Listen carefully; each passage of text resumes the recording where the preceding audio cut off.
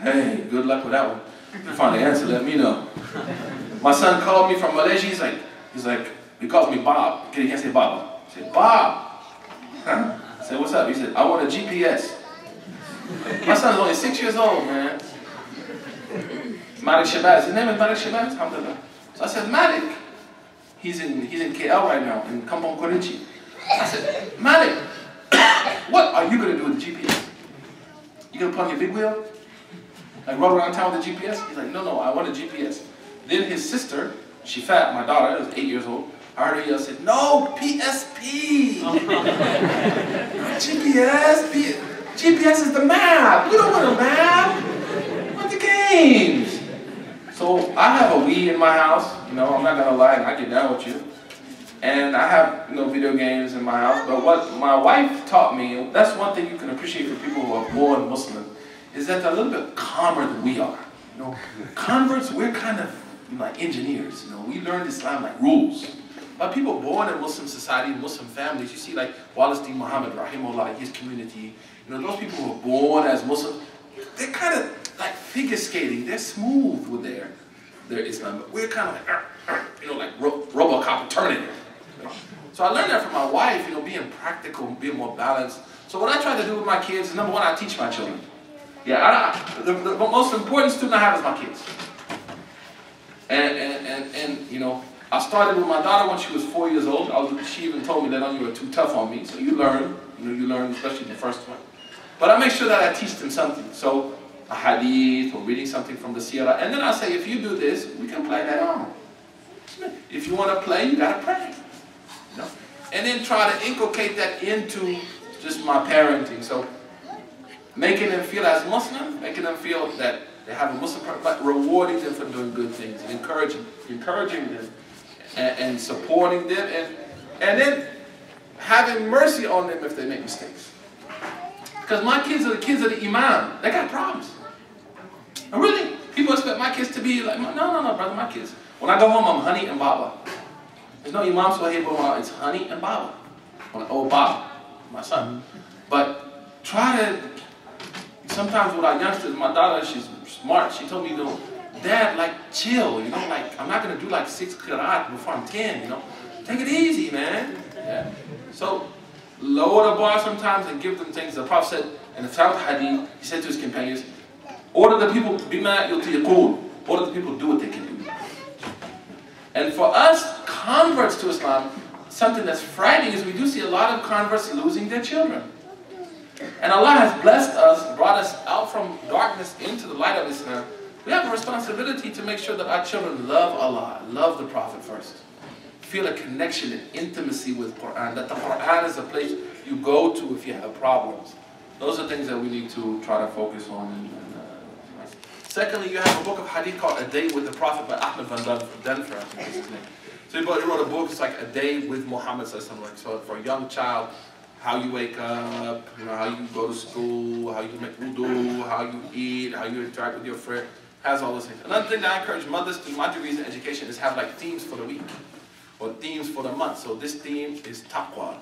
This month is being good. This month is speaking the truth. And you have like, I call it seerah battles in my house. So who lived up to the seerah better? Was it my daughter Shifa, Kaka Shifada? Or was it Adit Malik, my little son Malik, or my daughter Shifa? So I make like a competition. Who's going to be the nicest today? Who's going to speak the truth at school? So they come back, I saw him lying. It's good, man. So then you, then you give like a little bambuni, bambuni, small sucker, with some candy. You create this competition amongst them to do khairat. And with him.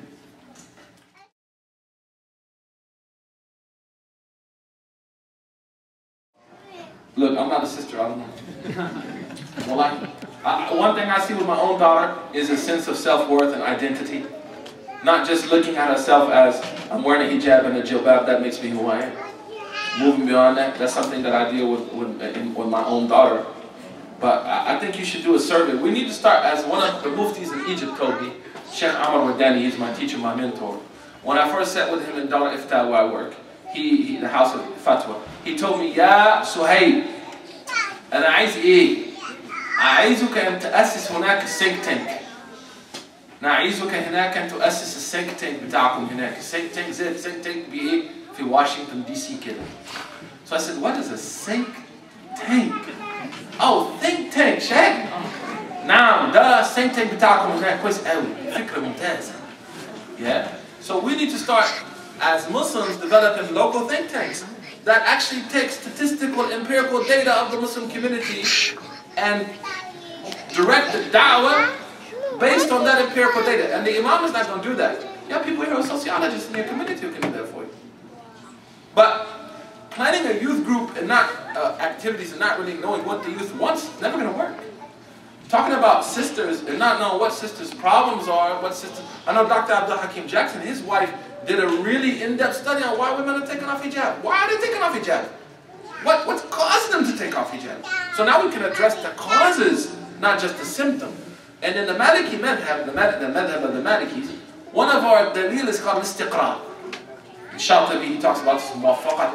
Istiqra in Arabic means a survey, that the mufti will actually take a survey of a situation and then make a fatwa based on istiqra. So that's something to think about.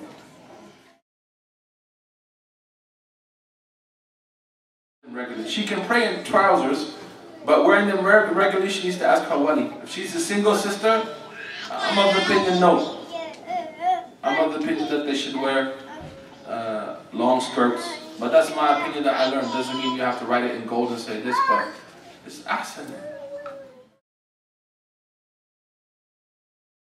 Number one, the hijab is wajib. There's no doubt about this. There's no talk about hijab not being an obligatory aspect of Islam. This started around 20 years ago in Morocco, when feminism spread to the Arab countries. First of all, Allah subhanahu wa ta'ala, there's an order in the Quran for women to cover themselves. Jalabibihin. And it uses ala. Ala means something that comes above and down. So it's behind the whole body of the person.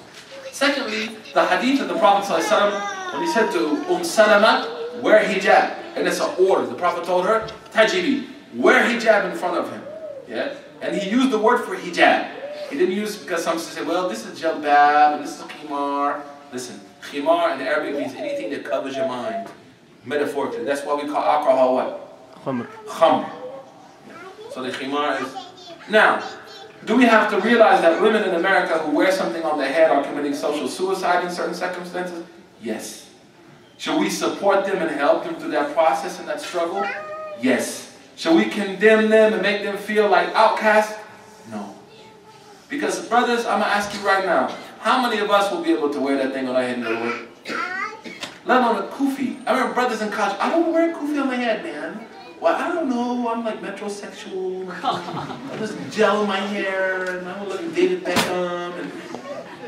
So if that's us, what about our sisters? But there's something going on in the community across America. Sisters are struggling with that. And I think a lot of it has to do with the absence of profound, rich Islamic experiences as youngsters.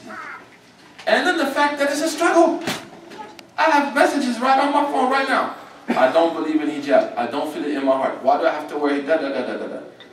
And I get a phone call. How can we address that problem? Number one is, sisters wrote me actually from Michigan a year and a half ago. They said, we want you to give the all-out lecture on hijab. We want you to knock it off the chain, man. You give it, and then after that, every girl's going to start wearing hijab. I'm like, get out of here. That's not going to happen. Then I said, you know what I want you guys to do? I want you to do a study on why sisters are taking off hijab. So they're getting back to me. They started now. So there's no doubt that it's an obligation in Islamic law. Sisters are going to struggle with that. We should be supportive. We should help them. In the Bay Area, actually, we have support groups for sisters. Sister, But they're helping each other, supporting each other, going through the challenges, difficulties of life. Same with brothers, we need the same thing. Jazakallah thank Imam Suhaib Webb and all of you for patiently listening to this lecture. Inshallah, we need to implement this in our lives. And thank you, Imam, once again for coming all the way from such long distance. May Allah reward you for every mile that you have traveled across to come help us. Jazakallah.